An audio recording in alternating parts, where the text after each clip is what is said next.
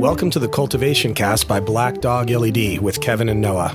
In this podcast series, we will cover all things related to indoor cannabis cultivation.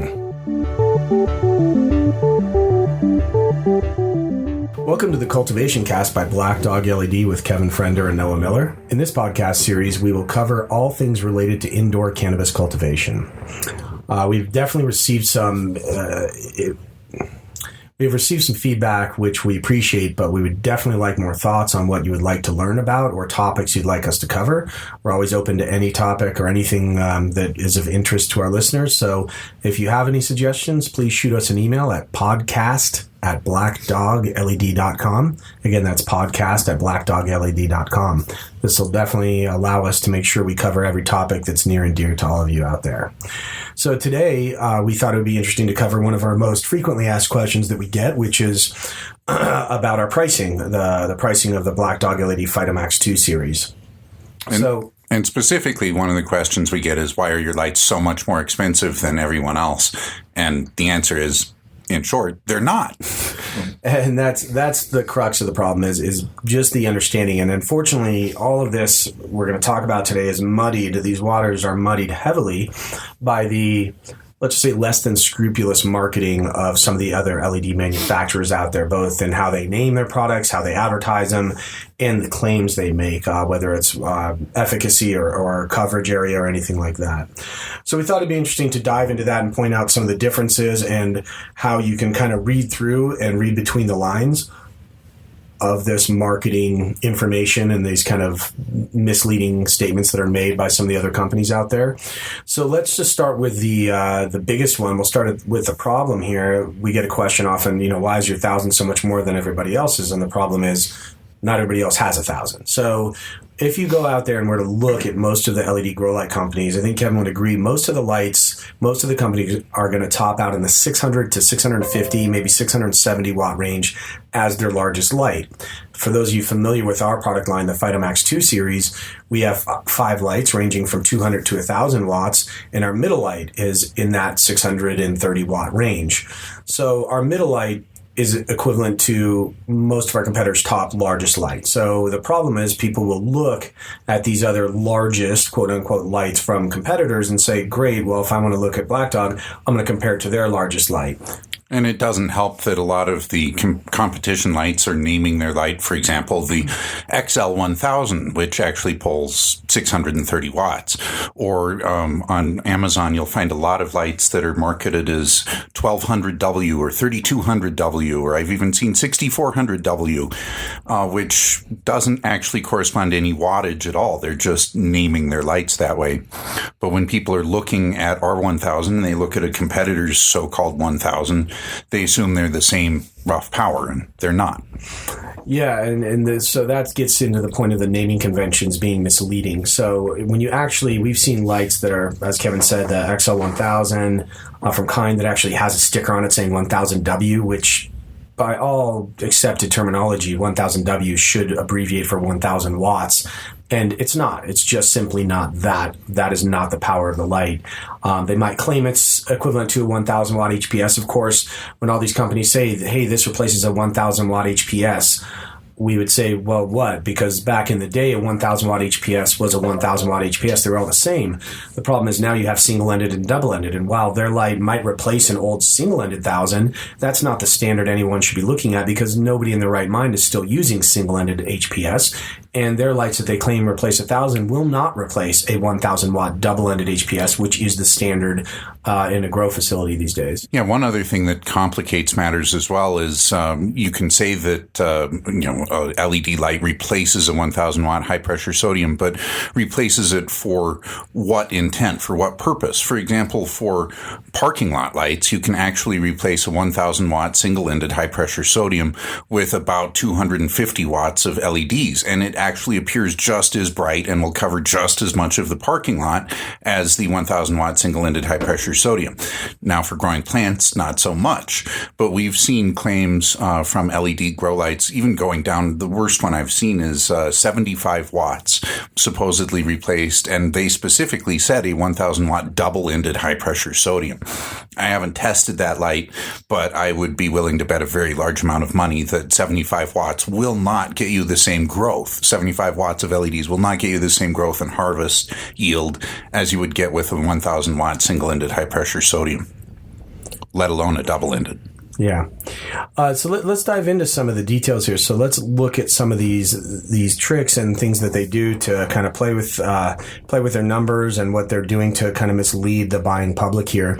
So as Kevin said, I'm looking on Amazon right now. I see a Vipar Spectra V12 1200W.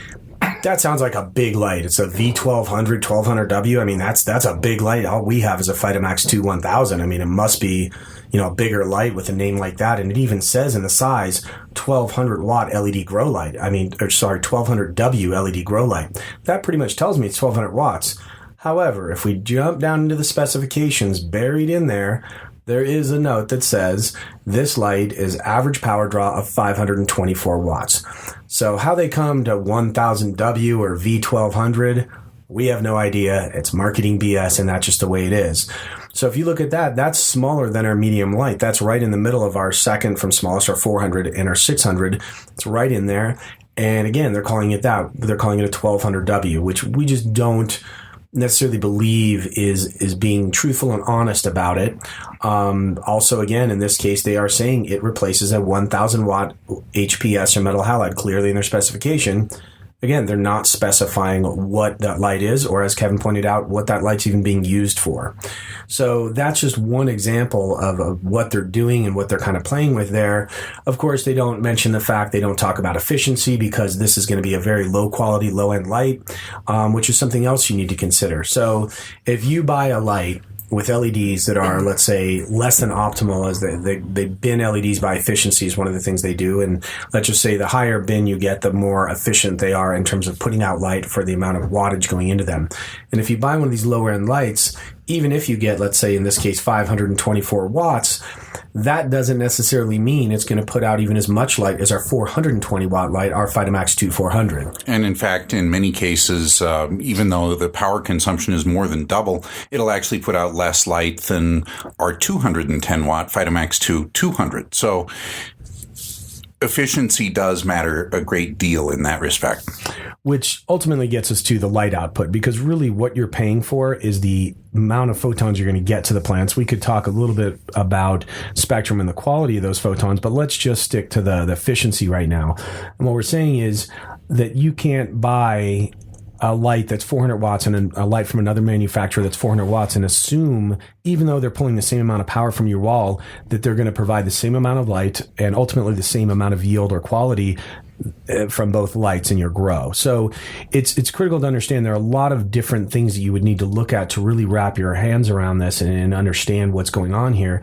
But let's back up a little bit further and just say, okay, we've had plenty of customers, and we hear this all the time, that have bought one of these lights and they thought, oh, this is a big light. It's a 1200 or a 1500 or whatever they named it. And they get in their garden, it's supposed to cover 4x4, and they very quickly realize, oh, I kind of got what I paid for. It doesn't cover even close to what they're claiming for these lights. So then they end up buying another one. So yes, it's a cheapish light. It's not too expensive. And then they find out, great, I need a little more. So they end up buying, let's say, 4 of these lights. So now they've spent $1,400, and they've got 4 different lights hanging in there in a jumbled mess in their tent. And now they're actually using 2,000 watts in their tent to cover a 4x4.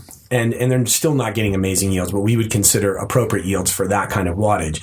Then they come to us, find out that we have this different quality. They buy one of our lights for the same price or less, and they got all 4 of those lights, and they end up just crushing through. They can take all 4 of those lights out, and they get much better yields with just one of ours. And they quickly realize, which unfortunately they had to go through the process of spending the original money on the cheap light, and then they found out, wow, if I just bought this light up front and really dug in and read the information, I would see that I'm really getting the more bang for my buck with the light that seems more expensive, but in reality is not. It has a higher value, is one way to look at it. So in one way you could strip that down. Again, as we said, they're very misleading, and there are even companies out there that make it darn near impossible to figure out the actual wattage of the light, and they use terms like average power draw versus this is what it is. They should know what their draw is, but they bury that. But let's say you can find that wattage. just like when you're buying a car, you're often paying for the size engine, a V6 versus a V8, or you could say I'm buying horsepower, I'm buying a bigger engine. So in this, you could say you're buying a bigger engine, you're buying wattage, and so you could divide out and figure out what your cost per watt is. It's a very simple equation. We're just going to take the cost, divide it by the watts, and boom, we get a cost per watt. So if we do that, then you could take that and compare that to any other one where you can get an accurate wattage, not some BS name about 1200V or 1200W or something, but the actual wattage if they do give you that information. And I would say if a company isn't very upfront and doesn't give you very clearly the wattage of the light, you should turn around, leave, and not buy that light. The specs should be very clearly stated for any light you're looking at. These are not cheap little items. These are things you're spending real money on, and you should know what you're going to get and what you can expect out of it. So if you have a cost per watt, you can then apply that to any light. You could take our 1050 watt and compare it to a 525 watt light. If you go ahead and cancel that out and figure out what the cost per watt is, now you can compare apples to apples, again, to a degree, because as we were talking about earlier, that 1050 watts might put out 3 times what the 525 watt light does instead of just twice as much light, because it's got higher quality LEDs, better drivers. All of those things do affect the output. And Noah had mentioned the spectrum earlier as well, which actually does matter quite a bit. We know how we could design a light that puts out more photons per watt. If we got rid of our ultraviolet and our deep blue and our spectrum and added more red in there, we could make a much more efficient light that looks much more efficient on paper and gives you more photons per dollar. But the reason we don't do that is because it doesn't grow as well. It doesn't give you the better canopy penetration. It doesn't give you the higher quality. So we know we could make a more efficient light. We know we could make a light that puts out more photons per dollar. But we prefer to actually look at, unfortunately, the hardest statistic to really get, which is yield per dollar that you're putting in. And the only fair way to do that is to actually grow with the light and see what you can get out of it. That's a good point. I mean, that's why, and we believe more companies should do it, we do offer a 90-day money-back guarantee. You could buy any single one of our lights and have time in 90 days to do a full flower cycle with pretty much any strain in the world and get that done and really see how it worked for you and see if it did a good job. Of course, a lot of the less expensive lights on the market don't offer that. And in fact, the one we're looking at, the V1200 one, that one actually has no warranty that they can state. There's a button that says click here for more info and it says contact the company. So there's no stated warranty. So part of what, Ken was talking about, the different quality there, is if they're going to sell a low quality light, they know it's not going to last and they're not going to really stand behind it, obviously. So part of what you pay for when you get the better quality is a company that will stand behind it and won't disappear in 6 months, as we often see with these misleading LED grow light companies out there that are selling stuff that we don't really think they can stand behind. So one of the things that is often specified with lights, not always, but often the manufacturers will specify, and they should, what your expected footprint is. So let's speak about that really quickly. So just to define some terms, there's often a vegetative and a flowering footprint. It's not that necessarily the spectrum is different or that you're going to turn the light up or down, but you could raise or lower the light to cover a larger or smaller area. You need less power when you're in vegetative mode with your plants, when you're just in that stage before you go to flower. Once you go to flower, you could drop the light, cover a smaller area, which would effectively give you more intensity over your new area. So when they talk about vegetative or flowering footprints, they're talking about what they think it is. First off, we give a range. We believe there is a range. There's different customers that want to flower at 600 ppfd, and we've got customers that want to flower at 1200 ppfd. Neither of them is right or wrong. It's just a different method of growing. And this is a topic we've gone over previously in the cultivation cast, because it really does just depend on the style of growing you're using. A sea of green does not require as high intensity a light level as you do with very tall, large plants. So there's definitely a range of different intensities which are appropriate depending on the exact style of growing you're doing and whether or not you're supplementing CO2. And you can go revisit our previous podcast for that information.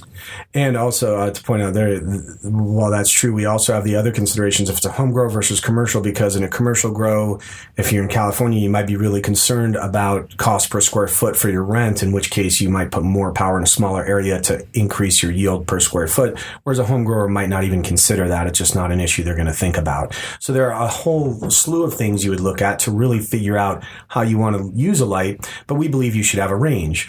So, for our 1,000 watt LED, so for example, our Phytomax 2 1000 is 1,050 watts, and we have a flowering footprint of that anywhere from 4x4 being our minimum recommended footprint for that, up to 6.5 by 6.5, which is our maximum recommended flowering footprint. Now, to be clear, we have done research where we've run that same light over even a 3x3 just to see what would happen. It doesn't mean we would necessarily recommend doing that, but we have to do research. So we have grown with it over smaller spaces, but a 4x4 is about the smallest we'd recommend for most situations for that light. And again, 6.5 by 6.5 is the largest. Those will all work. We would stand behind it. We've done tests. We know it will obviously flower very well at a 4x4, and we know it will flower out to the perimeter of a 6.5 by 6.5 grow area. So understanding and getting good input from the light company you're going to purchase from is critical. So understanding why I care about that, because if you are going to apply this light and they say, for example, this light I was talking about has a flowering coverage of 3.5 by 3.5 feet. Now, maybe it does, maybe it doesn't, but I'm going to say based on the wattage there that this light actually won't really cover that quite that well with the LEDs and the quality of product that they're creating here. But it is important to look at that and get an idea of what they're at least claiming so that you know the light's going to fit within your own setup. And then one other thing that is actually very important as well, a lot of LED manufacturers, LED grow light manufacturers will use lesser quality or lower power, very low power LEDs, which there's benefits and there's drawbacks to that. It's perfectly it's perfectly possible to create a light with nothing but very low power LEDs, put a lot of them in there, put them in very dense, and actually end up with a very decent light level out of the light fixture. However, most of the really cheap knockoff LEDs that we see on the market are using low power LEDs, or actually LEDs that might even be pulling 5 watts each, but they're so inefficient they're not putting out much light. And so to make up for that, they're putting these giant secondary focusing lenses underneath it, and they'll call it focusing optics. They'll say it increases canopy penetration, and that's true. Compared to not having those on those LEDs, it's increasing the intensity of light and the canopy penetration, but it's very much doing that by sacrificing the evenness of the coverage area as well as the total coverage area. So if you see one of these 600 watt lights that has these massive secondary focusing lenses underneath it, chances are the actual footprint where you're going to get nice bright light is going to be the same size as the light fixture itself and not much bigger than that. And unfortunately, once you start getting beyond the edges of where these focusing lenses are focusing the light levels drop off dramatically. And the footprint is actually not going to be that much larger than the fixture size itself. So in a lot of these cases, you see really cheap lights offered for sale, $100, $200 for a 100 or 200 or 300 watt LED. And they've got these big focusing lenses underneath it. And they'll say the footprint is 4x4. But when you take it out of the box and actually just hold it up and shine it on the floor, you'll see the footprint is closer to 1x1. And that's how people end up needing 4 of these, even though the footprint claims from the manufacturers are 4x4, they end up needing 4 or 5 of these in a tent to actually cover the entire area that they wanted to cover. Yeah, and so again, these are all things you should be able to find in the specifications, and so we consider it good practice, fair practice, and good customer service to provide as much information as possible to the person so that our customers can make an educated, well-informed decision. So that's, to us, customer service, and taking that one step further, when you start to look at these companies, having a company that really understands what they're doing with the lights, understands growing cannabis specifically with these lights, and how they can be brought to bear in that scenario is critical. So another thing you can do is contact the company either through their website or even a phone call if possible, and come up with one question. So if you've narrowed your selection down to, let's say, 3 brands, and you kind of know you're looking at this light, that light, or that light, 3 different LEDs, I would say come up with a tough grow question that's very specific to what you do, and call or contact the company through the website and see what kind of response you get. One, do you even get a response? And two, is it answering your question? Because if you don't have the support, again, when you're buying these lights, these are no small investment. You should be able to get support and get some understanding from them if you run into problems. And so that's a critical thing that you are also paying for, is that support. If you buy a piece of junk that's from another country and you've got nobody in the U.S. that can even talk to you, we consider that a pretty big downside to those types of lights. Yes, and we very much pride ourselves on our customer support and customer service.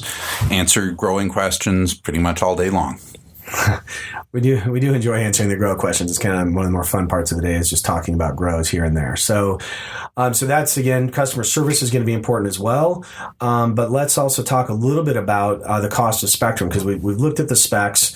We've looked at, we've talked about this customer service thing, but what are you really buying when you're buying these LEDs? In the days of HPS, it was a fixed spectrum. You bought a 600 watt or 1,000 watt, and that was that. Nowadays, you buy an LED, not only paying for the power, but you're kind of paying for the technology that's in there as well. And the technology varies drastically between these lights. So we spoke earlier about the efficiency of the LEDs. If you're buying high-end LEDs, they're going to, for every watt you put in, they're going to put out more photons than a lower-end LED, which is just increasing your yields and saving you energy in a lot of things.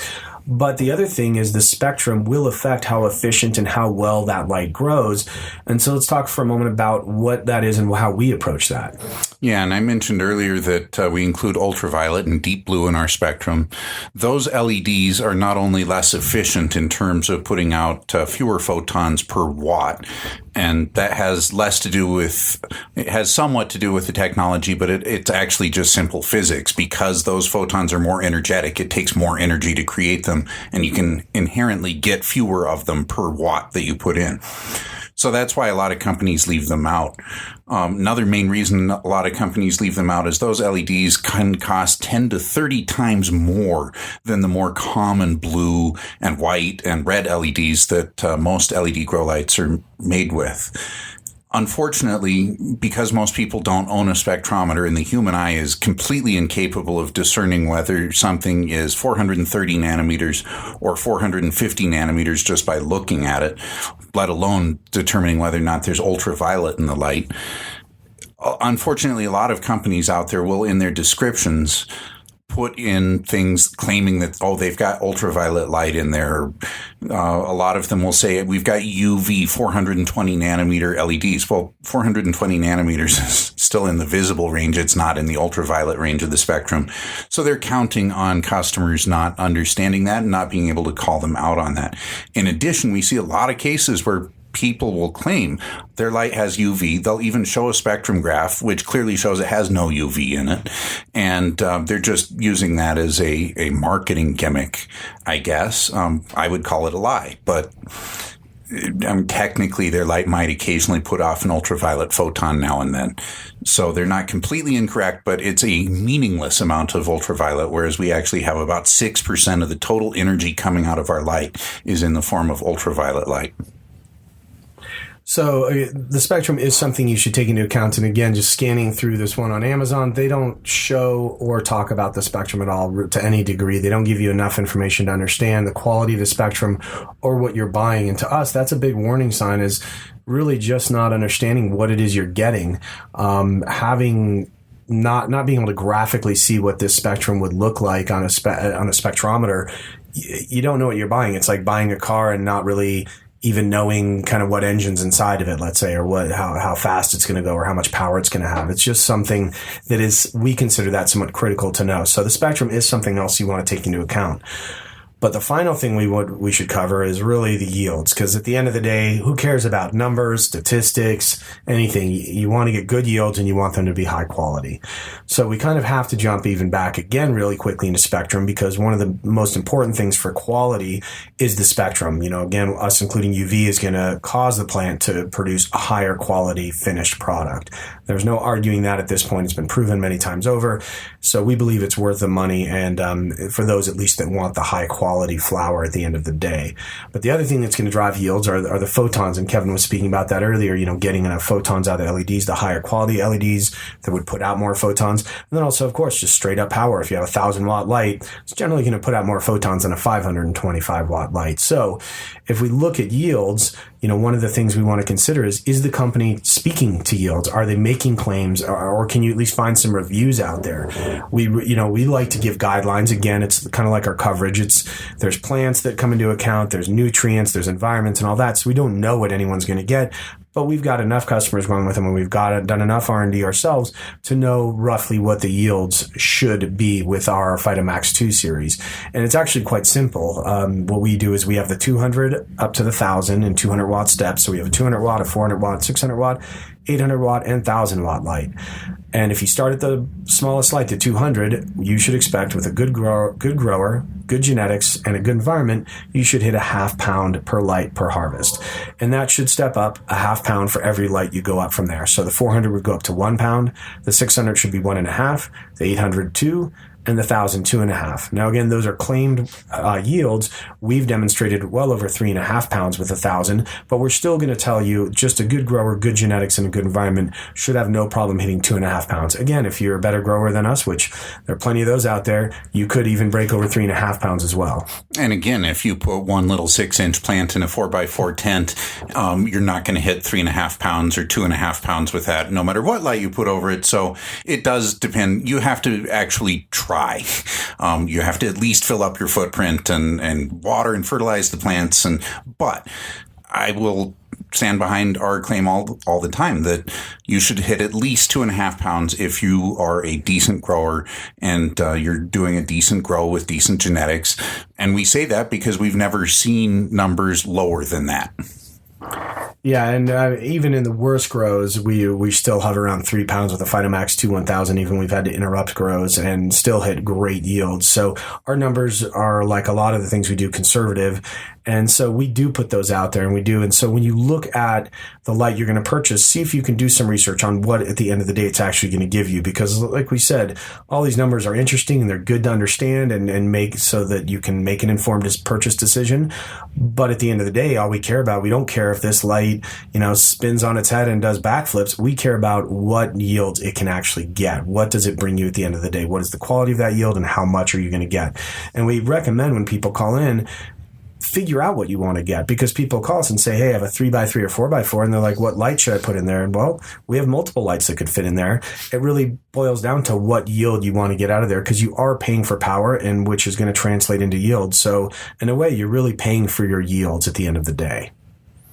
So if you actually compare apples to apples and look with actual yields and with actual power information, I think you'll actually find that our lights are not the most expensive on the market. In fact, they're actually less than the median market price per watt if you're comparing apples to apples. I mean, most of our largest competitors are actually charging more for equivalently sized lights, and they will yield less than ours. Yeah, and that's important. That it's ironic. Like we said, one of the common questions we get is why are your lights so expensive, and it's just a misunderstanding of the power that we provide. Nobody else has a UL listed light that's 1,050 watts of LED at the power we have and at the efficiency we have that's going to bring the amount of power to your footprint. They just don't have that. So you can't really just straight compare the price against another light. And as Kevin said, at the end of the day, if you do compare apples to apples, you do either compare the right size light or you just cancel out and figure out what you're paying per watt. Not only are we not more expensive, we're actually often less expensive than a lower quality light with less warranty, less customer support, and less of a long-term reputation. So, it is interesting to dive into these details. And, of course, we recommend you call us if you have any questions. If any of this isn't clear, if you're looking at a couple different lights and you want to call and ask us straight up, say, hey, I'm looking at this light. It costs this much less. Why would I go with your light? Why would I spend more with your light? And it is somewhat of a unique discussion in that every light has different differences. So if we speak about a light and you say, hey, I'm looking at this specific light against yours, you're often going to get a very good answer from us, concise, as to why we would maybe go with that less expensive lighter, why you'd go with ours. And we can explain that in more detail once we have an actual case to refer to. So thanks for joining us today, and we appreciate you taking the time to listen to our podcast. We hope you enjoyed this installment of Cultivation Cast. Again, if you have any questions about the content or have an idea for a future topic or something you'd like us to do a deep dive into, please send an email to podcast@blackdogled.com. Again, that's podcast@blackdogled.com. Everyone have a great day and happy gardening.